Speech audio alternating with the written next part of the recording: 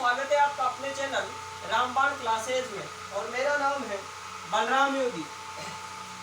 और आज की क्लास में अपन बात करने वाले हैं किसके बारे में, संधि के बारे में।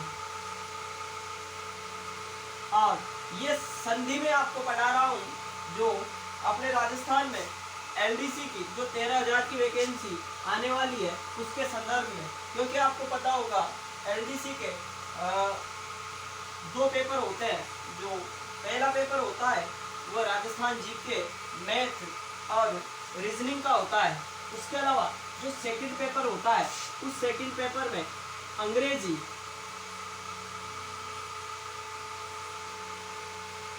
और हिंदी दोनों सब्जेक्ट आते हैं।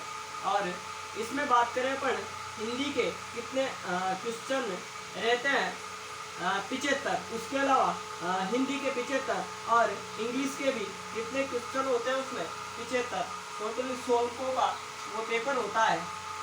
तो उसी के संदर्भ में आज अपन बात करने वाले हैं संधि के बारे में। तो संधि की अगर परिभाषा की बात करें तो किसी भी परीक्षा में आपसे परिभाषा के बारे में नहीं पूछा जाएगा, लेकिन फिर भी मैं आपको परिभाषा बता देता हूँ। परिभाषा दो वर्णों के मेल को, दो वर्णों के मेल को संधि कहते हैं। या आप ऐसे भी लिख सकते हो दो वर्णों के मेल से जो विकार उत्पन्न होता है, दो वर्णों के मेल से जो विकार उत्पन्न होता है उसको अपन क्या कह सकते हैं, या फिर उसको अपन क्या कहते हैं, संधि कहते हैं। और बात करें संधि की, संधि की बात करें प्रकार, कितने प्रकार की यह संधि होती है, तो संधि 3 प्रकार की होती है। कितने प्रकार की? 3 प्रकार की संधि होती है। बात करें अपन स्वर संधि,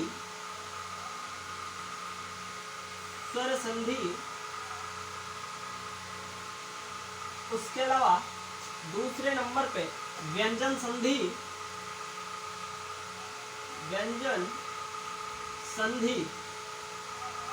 और बात करें तीसरे नंबर पे विसर्ग संधि। आप राजस्थान का कोई सा भी एग्जाम दो, जो हिंदी व्याकरण है ये अमूमन सभी एग्जामों में पूछी जाती है। तो संधि के बारे में बताया मैंने आपको, दो वर्णों के मेल से जो विकार उत्पन्न होता है उस विकार को अपन क्या कहते हैं, उस विकार को अपन संधि कहते हैं। उसके अलावा संधि कितने प्रकार की होती है, तो संधि 3 प्रकार की होती है। एक स्वर संधि, दूसरी व्यंजन संधि और तीसरी विसर्ग संधि। तो अब अपन बात करने वाले हैं किसके बारे में, स्वर संधि के बारे में। आप इसको नोट आउट कर सकते हो। तो अब अपन बात करने वाले हैं किसके बारे में, स्वर संधि के बारे में। जो स्वर संधि है ये कितने प्रकार की होती है इसकी अपन बात करने वाले हैं। स्वर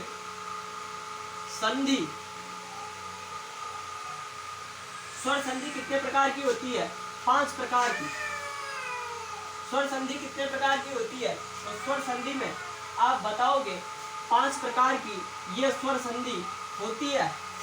इसमें से अपन पहले प्रकार की बात करते हैं। जो पहला प्रकार है संधि का, स्वर संधि का जो पहला प्रकार है उसकी अपन बात करते हैं।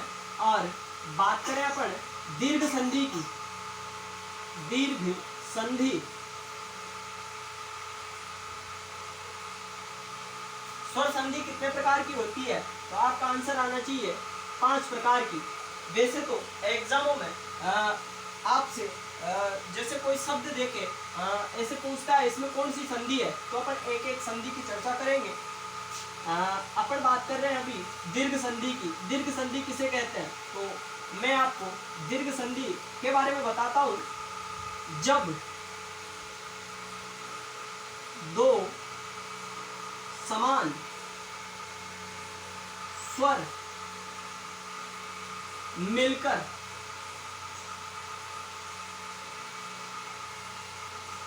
दीर्घ रूप में, मतलब दीर्घ का मतलब क्या होता है, बड़ा रूप, दीर्घ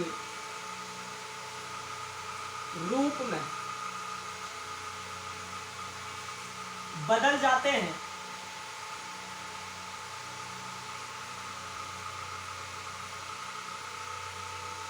उसे दीर्घ संधि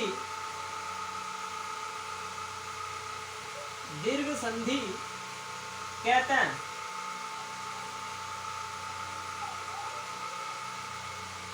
क्या लिखा है मैंने आपके सामने, जब दो समान स्वर मिलकर दीर्घ रूप में बदल जाते हैं, दीर्घ रूप का मतलब बड़ा रूप में बदल जाते हैं, तो उसे अपन दीर्घ संधि कहते हैं। मैंने यहाँ पे जो लाइनें लिखी है इनका अर्थ मैं आपको बताता हूँ। जब दो समान स्वर, कहने का तात्पर्य क्या है मेरा, अ या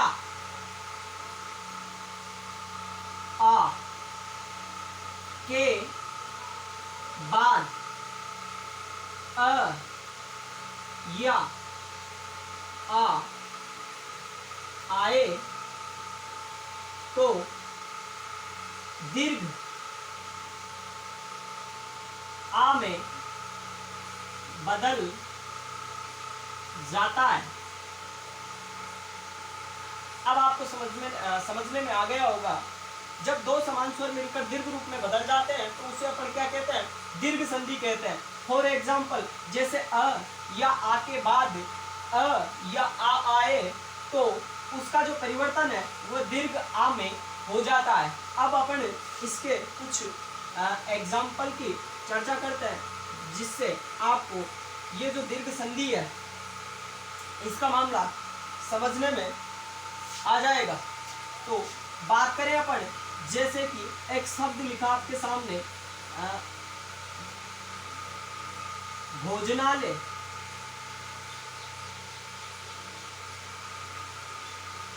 भोजनालय, अब आप इसको कैसे तोड़ सकते हो, इसको तोड़ सकते हो आप भोजन प्लस आले, कैसे तोड़ सकते हो, भोजन प्लस आले। अब ये जो भोजनालय है इसमें दीर्घ संधि कैसे होगी, जैसे कि ये भोजन है, इस भोजन में यहाँ पे जो न है यहाँ पे अ छिपा हुआ है और यहाँ पे क्या है, आ। और मैंने आपको परिभाषा में यही बताया है, जब दो समान स्वर मिलते हैं तो आपस में क्या है, दीर्घ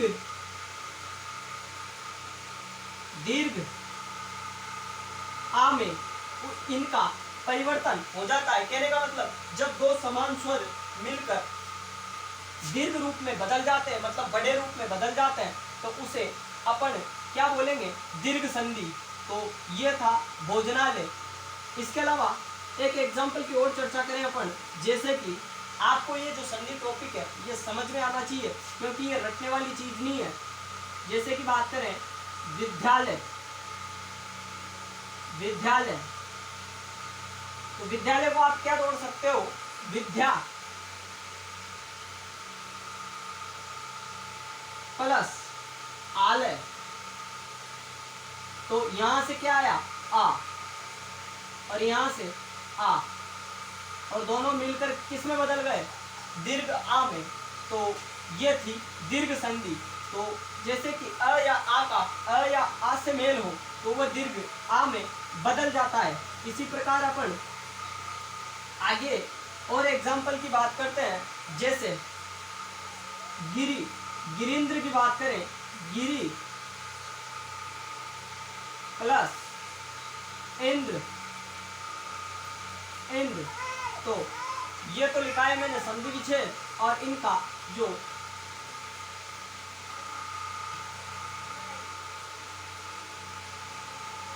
मूल शब्द है वो क्या है, गिरींद्र। तो देखो यहाँ पे क्या हुआ, यहाँ पे गिरी, यहाँ पे क्या छुपा हुआ है, ई, और यहाँ पे क्या छुपा हुआ है, ई, और इन दोनों के मेल से परिवर्तन किसमें हो गया, बड़ी ई में। तो आपको भी समझने में आ गया होगा जब दो समान स्वर मिलकर दीर्घ रूप में बदल जाते हैं तो वहां पे कौन सी संधि होती है? दीर्घ संधि। इसके अलावा बात करें अपन एक एग्जाम्पल की ओर बात करें, जैसे कि भानु,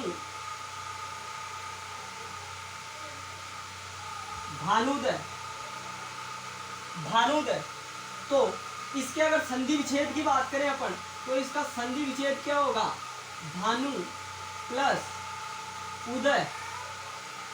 तो यहां से क्या आया? उ, और यहां से भी क्या आया? उ, और दोनों मिलकर किस में बदल गए? दीर्घ उ में। तो इस प्रकार ये दीर्घ संधि का नियम है। जब दो समान स्वर मिलकर यानी अ या आ का मेल अ या आ से हो तो उसका परिवर्तन हमेशा दीर्घ आ में होगा। इसी प्रकार ई या ई का मेल छोटी ई या फिर बड़ी ई से हो तो वहां पे भी क्या? दीर्घ ई में इसका परिवर्तन हो जाएगा। इसके अलावा अब अपन बात करें आगे,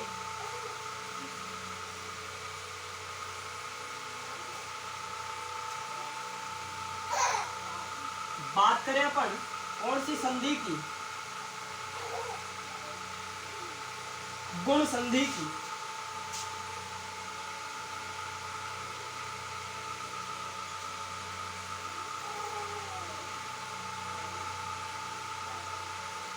बात करें अपन किसकी? गुण संधि की। तो गुण संधि में क्या होता है? परिभाषा।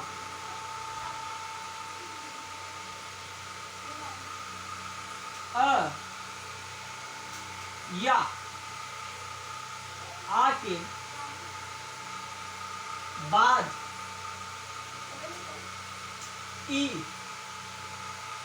या ई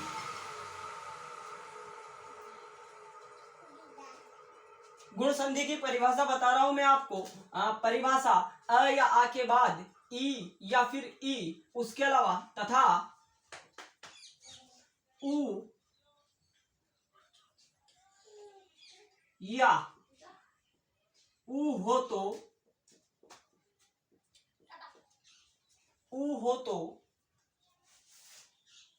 परिभाषा अ या आ के बाद ई या फिर ई तथा उ या फिर उ हो तो इसका ओ में परिवर्तन हो जाता